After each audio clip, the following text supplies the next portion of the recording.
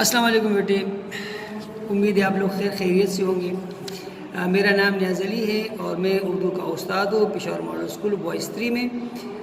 اس سے پہلے بچے 2 لیکچر ہمارے ہو چکے ہیں، سبق انسان کسی حال میں خوش نہیں رہتا، جس میں ہم نے آپ کو سبق کے بارے میں بتایا ہے۔ آج جو تیسرا لیکچر میرا ہے بیٹا وہ ہوم ٹاسک سے کے متعلق ہے کہ آپ نے جو ہوم ٹاسک آپ کو ملا ہوا ہے یہ آپ نے کیسے کرنا ہے، اور ہم نے میکسیمم مارکس بورڈ میں کیسے لینے ہیں۔ آپ کو پتہ ہے آپ جماعت نحو میں ہیں، اور جماعت نحو کا جو بورڈ ایگزام ہوتا ہے یہ بہت امپورٹنٹ ہوتا ہے۔ اب یہاں مارکس لینا ایک ٹیکنیک ہے کہ آپ نے چیکر سے میکسیمم مارکس کیسے لینے ہیں۔ تو بچے جو باتیں آج میں بتا رہا ہوں اس کو غور سے سنیں اور سمجھنے کی کوشش کریں، کیونکہ یہی چیزیں آپ کے کام آئیں گی۔ اچھا بیٹے، جو ہوم ٹاسک آپ کو ملا ہے یہ دیکھیں، آپ کو نظر آ رہا ہوگا بیٹے، ہوم ٹاسک آپ کو ملا ہے جماعت نحو کے لیے، یہ آپ کو نظر آ رہا ہوگا۔ اب اس میں کل 9 سوالات ہیں اور ایک خوش خطی کا پیج ہے، ٹھیک ہے بیٹے؟ یہ بہت ضروری ہے، یہ کرنا ہے، یہ لازمی ہے، اور کیسے کرنا ہے آج کی جو ویڈیو ہے وہ اسی بارے میں ہے۔ تو بیٹا آپ دیکھیں کل سوالات یہاں پر 1 2 3 4 5 6 7 8 9، اور یہ جو 10واں سوال ہے یہ اردو خوش خطی ہے، ایک پیراگراف لکھیں۔ آج میں آپ کو بتاؤں گا کہ آپ جو شارٹ کویسچن کر رہے ہیں یہ آپ نے کیسے کرنے ہیں، کاپی آپ کیسی تیار کرنی ہے، اور کن کن لوازمات کا آپ نے خیال رکھنا ہے۔ تو بیٹا پہلے ہم یہ کر دیتے ہیں کہ ہم تعارفی صفحہ بناتے ہیں۔ آپ نے یقیناً کاپیاں خرید لی ہوں گی۔ اب کاپی کو بنانے کا طریقہ اور تعارفی صفحہ لکھنے کا طریقہ آج میں بتا رہا ہوں بیٹا۔ سب سے پہلے آپ کو نظر آ رہا ہوگا، دیکھیں تعارفی صفحہ میں نے ہیڈنگ دی ہوئی، سبق انسان کسی حال میں خوش نہیں رہتا، مصنف محمد حسین آزاد، ادبی حیثیت انشاء پرداز۔ انشاء پرداز کی خوبی یا جو تعریف ہے یہ میں لیکچر نمبر 1 میں بتا چکا ہوں، انشاءاللہ امید ہے آپ نے وہاں سے بہت کچھ سیکھا ہوگا۔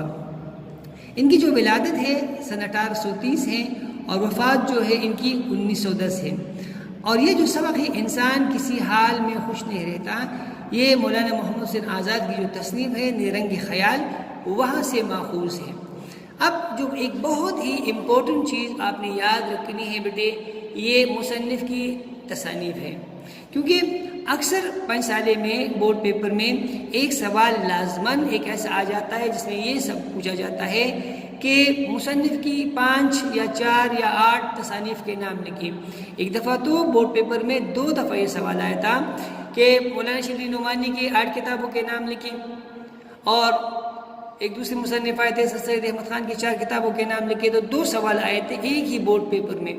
یہ بڑے سالڈ مارکس ہوتے ہیں، لہٰذا یہ خامخواہ لازماً کم از کم 4 کتابوں کے نام آپ کو ضرور آنی چاہیے، اور وہ کتاب تو یقیناً یاد ہونی چاہیے جس کتاب سے یہ سبق اخذ کیا گیا ہے۔ جیسے یہاں پر ہمارے پاس ماخوذ نیرنگ خیال، مولانا محمد حسین آزاد کی جو کتاب ہے نیرنگ خیال، یہ جو سبق ہے انسان کسی حال میں خوش نہیں رہتا، یہ یہاں سے ماخوذ ہے۔ اب ان کی جو خطاب ہے یہ ہے بیٹا شمس العلماء۔ خطاب کے بارے میں بھی میں آپ کو پہلے بتا چکا ہوں لیکچر نمبر 2 میں کہ خطاب کسے کہتے ہیں۔ خطاب سے مراد وہ مختصر اعزازی نام ہوتا ہے جو کسی خدمت جلیلہ کی وجہ سے اس کے صلے میں حکومت وقت ایک شخص کو دیتی ہے، ٹھیک ہے بھائی؟ اس میں حکومت وقت کا ہونا انتہائی ضروری ہے۔ یہ بس فارمیلٹی ہوتی ہے، آپ نے مختصر سی چیزیں یہاں کرنی ہوتی ہے کہ صرف آپ کو جو ابتدائی معلومات ہے مصنف کے بارے میں وہ معلوم ہو اور وہ آپ کو لکھنے چاہیے۔ اب جو اس کے بعد سوال آتا ہے عموماً ہم کرتے کہ اس پر تنقیدی نوٹ لکھے، مولانا محمد حسین آزاد پر تنقیدی نوٹ لکھے، وہ اگلا سوال ہے، وہ ہم انشاءاللہ جب اینڈ میں آئیں گے میں آپ کو بتاؤں گا کہ یہ کیسے کرنا ہے۔ فی الحال ہم آتے ہیں اپنے کام کی طرف۔ یہ دیکھیں بیٹے کرنے کا جو طریقہ ہے وہ یہ ہے بیٹا، دیکھیں آپ کو نظر آ رہا ہوگا، سبق ہے انسان کسی حال میں خوش نہیں رہتا، ٹھیک ہے بھائی؟ اوپر ہم سب سے پہلے ٹاپ پہ لکھ دیں گے سبب انسان کسی حال میں خوش نہیں رہتا۔ مشق سوالات و جوابات، سوال نمبر 1، اور سوال نمبر 1 ہے سلطان افلاک کے دربار سے کیا اشتہار جاری ہوا۔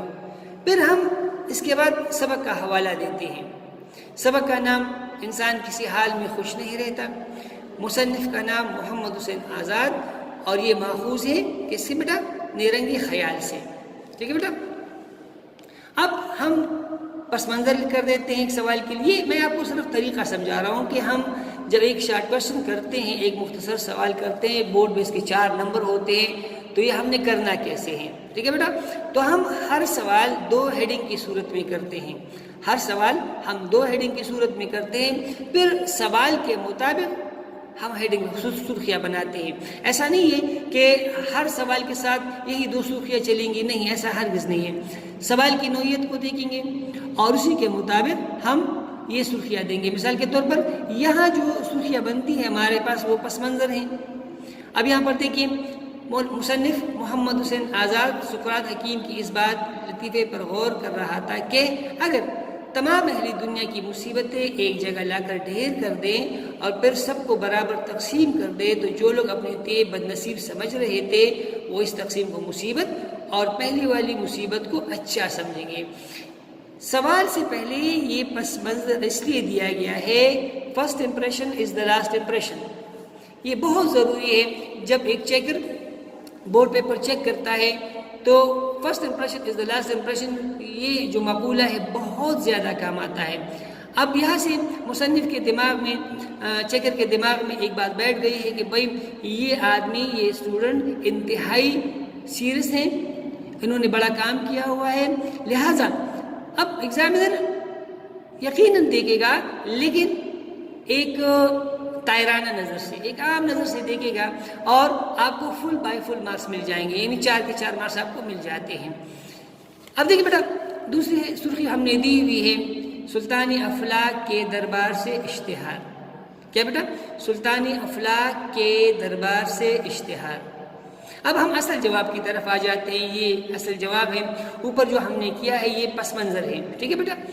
مصنف اس بات پر سوچ رہا تھا کہ اسے نیند آ گئی، خواب میں دیکھتا ہے کہ سلطان افلاک کے دربار سے ایک اشتہار جاری ہوا کہ تمام اہل عالم، تمام دنیا کے لوگ اپنے رنج و الم اور مسائل کو لائیں اور ایک جگہ ڈھیر لگائیں۔ چنانچہ اس مطلب کے لیے ایک میدان تجویز ہوا جو میدان خیال سے بھی زیادہ وسیع تھا، ٹھیک ہے بیٹا۔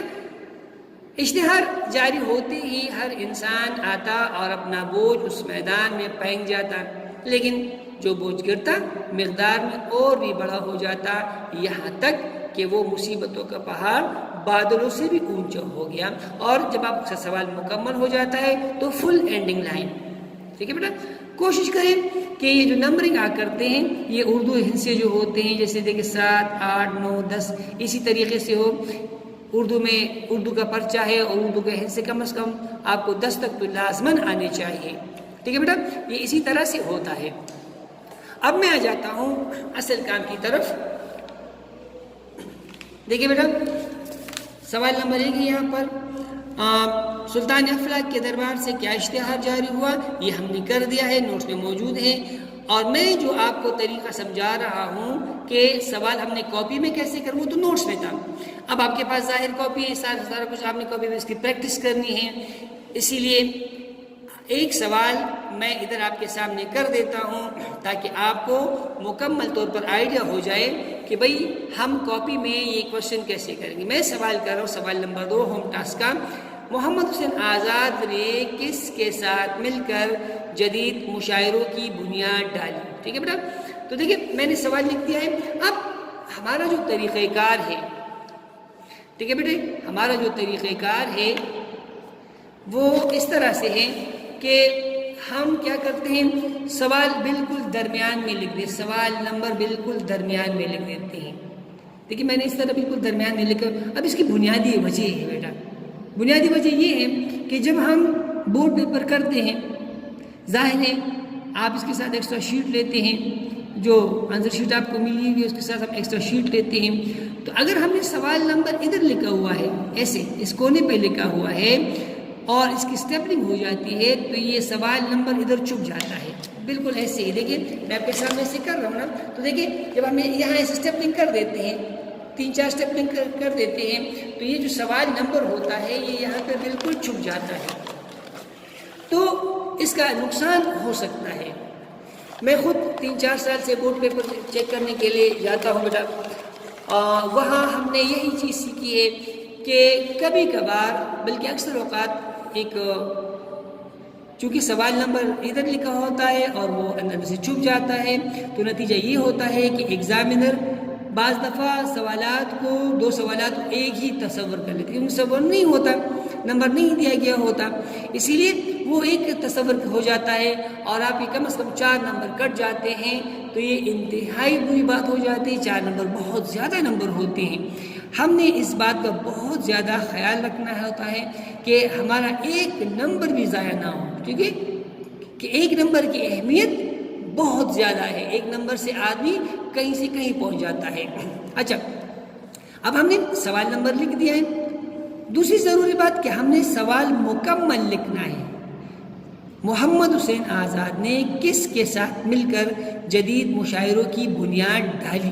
ٹھیک ہے بیٹا، محمد حسین آزاد نے کس کے ساتھ مل کر جدید مشاعروں کی بنیاد ڈالی؟ تو دیکھیے بیٹا، سبق ہے ہم حوالے اس کے ساتھ لکھ دیتے ہیں. سبق ہے انسان کسی حال میں خوش نہیں رہتا. مصنف ہے محمد حسین آزاد اور ان کی ادبی حیثیت ہے انشا پرداس. ٹھیک ہے بیٹا، اب آ جاتے ہیں سرخی نمبر 1 کی طرف. محمد حسین آزاد کا تعارف. کیا بیٹا؟ محمد حسین آزاد کا تعارف. تو وہ میں نے کر دیا ہے. آپ دیکھیں شمس العلماء محمد حسین آزاد کا شمار اردو ادب کے بہترین انشاء پردازوں میں ہوتا ہے. محمد حسین آزاد کا شمار عناصر خمسہ میں ہوتا ہے. بس یہ ابتدائی 2-3 جملے بہت کافی ہیں. ڈیپینڈ کرتا ہے سوال پر. بعض دفعہ ہم 2-3 جملے اور بھی لکھ دیتے ہیں، اس کا انحصار سوال پر ہے. یہاں پر چونکہ زیادہ ہم نے لمبی چوڑی بات نہیں کرنی ہے، اصل بات کی طرف آنی ہے، تو یہ کافی ہو جاتا ہے. اب آ جاتے ہیں ہم دوسری سرخی کی طرف. یہ اب میں آپ کے سامنے کر کے بتاتا ہوں کہ یہ ہم نے لکھنا کیسے ہوتا ہے. سب سے پہلے تو بیٹا ہمیں 3 چیزیں چاہیے ہوں گی. دیکھیے 3 چیزیں. یہ میرا کٹنپ قلم ہے. آپ کوئی بھی قلم یہاں اس کے لیے استعمال کر سکتے ہیں. میں پہلے لیکچر میں بھی بتا چکا ہوں. آپ پیانو لیتے ہیں، آپ ڈالر لیتے ہیں، آپ بہادر لیتے ہیں، یہ تینوں چیزیں. لیکن اولین شرط یہ ہے کہ یہ کٹنپ قلم ہونا چاہیے. دیکھیے یہ کٹنپ قلم ہونا چاہیے. آپ کو نظر آ رہا ہوگا. دیکھیے یہ کٹنپ قلم ہے. ٹھیک ہے بیٹا، تو پہلی بات تو یہ ہے کہ آپ کے پاس کٹنپ قلم ہونا چاہیے. پھر بلیک اور بلو، بلیک اور بلو کٹنپ مارکر. یہ دیکھیے یہ میرے پاس ایک بلیک ہے، ایک بلو ہے. آپ کو یہاں سے نظر آ رہا ہوگا. ایک بلیک ہے، ایک بلو ہے، اور یہ ہمیں چاہیے ہوں گے کام کے دوران. اب میں سوال میں نے کر دیا ہے. اب میں ہیڈنگ دے رہا ہوں. ہیڈنگ سرخی نمبر 2 میں دے رہا ہوں جدید مشاعروں کی بنیاد.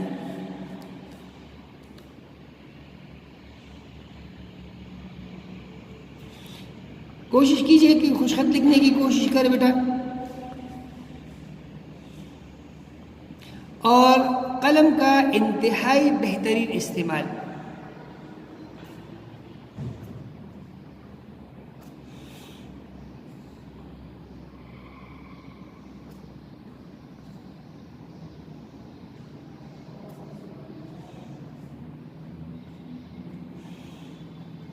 یہ دیکھیں میں نے ہیڈنگ دی ہے جدید مشاعروں کی بنیاد. اب میں قلم میں جیسے ہی آپ یہ کر دیں اپنا مارکر کا ڈھکن بند کر دیں، کیونکہ یہ بہت جلدی پھر خشک ہو جاتا ہے. اس کا بہت خیال رکھیے گا. اب دیکھیے پوائنٹ کی صورت میں میں کر رہا ہوں بیٹا. آپ دیکھتے جائیے. پوائنٹ نمبر 1 بنتا ہے ہمارے پاس محمد حسین آزاد نے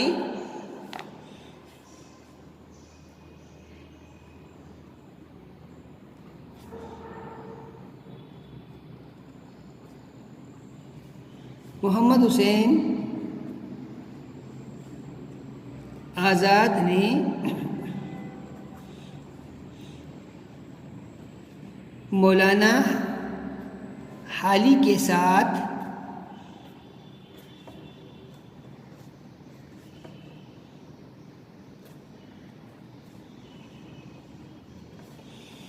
مل کر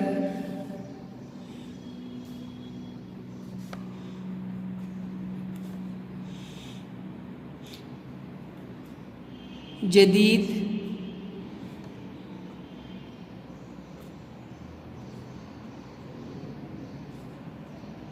مشاعروں کی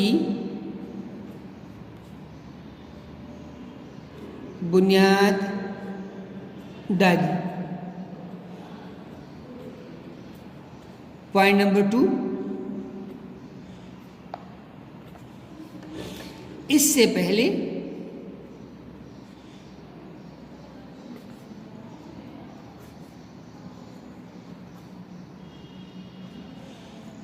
طریقہ یہ ہوتا تھا کہ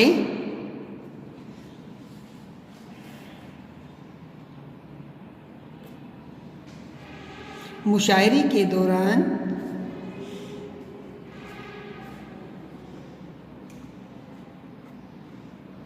مشاعروں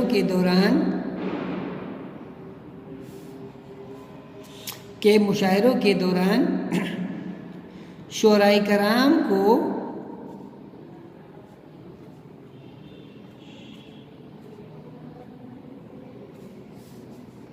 ایک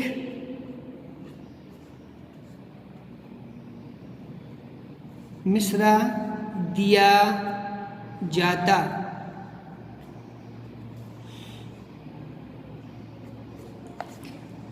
شاعر حضرات،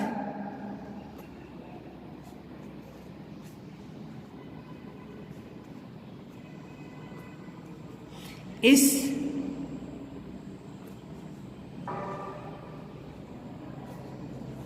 مصرع کے مطابق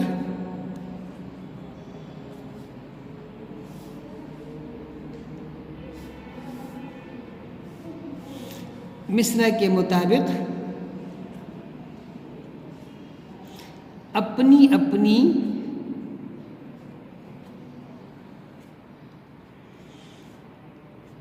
غزل کہتے۔ پوائنٹ نمبر 4،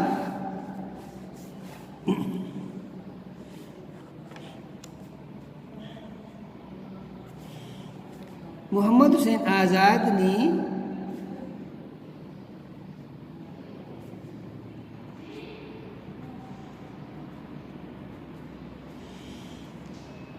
یہ طریقہ تبدیل کیا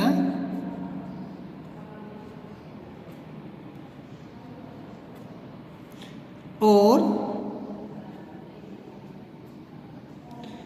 شعراء کرام کو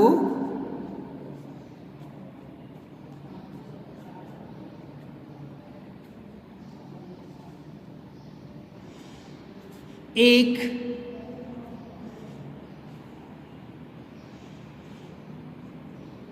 موضوع دیا جاتا اور شاعر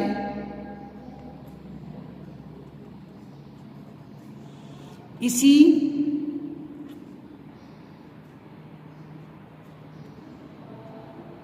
موضوع کے مطابق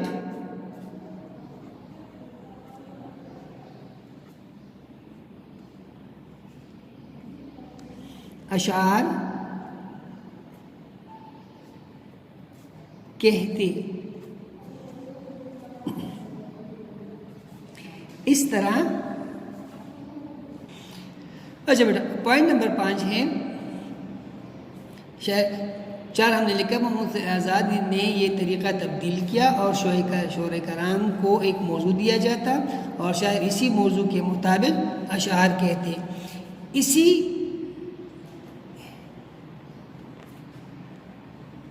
اسی لیے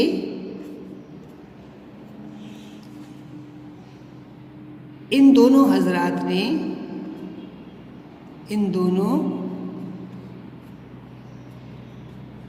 حضرات کی وجہ سے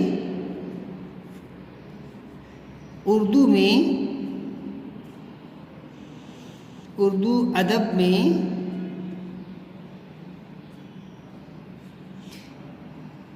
نظم گوئی کی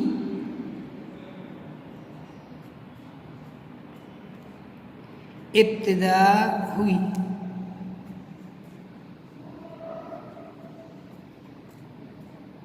اچھا بیٹا اب دیکھیں یہ ہمارا مکمل سوال ہو گیا ہے۔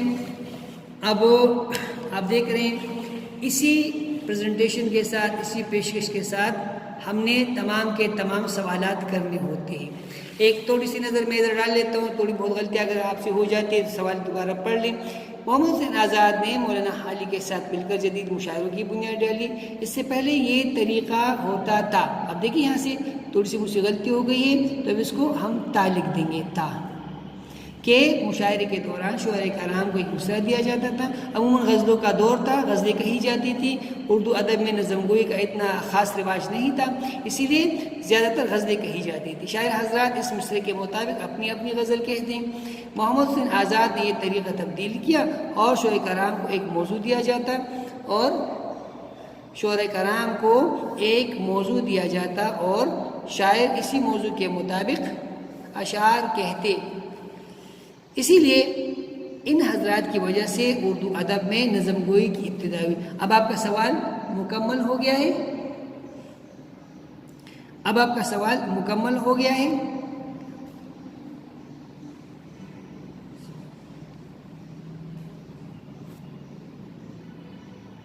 صحیح۔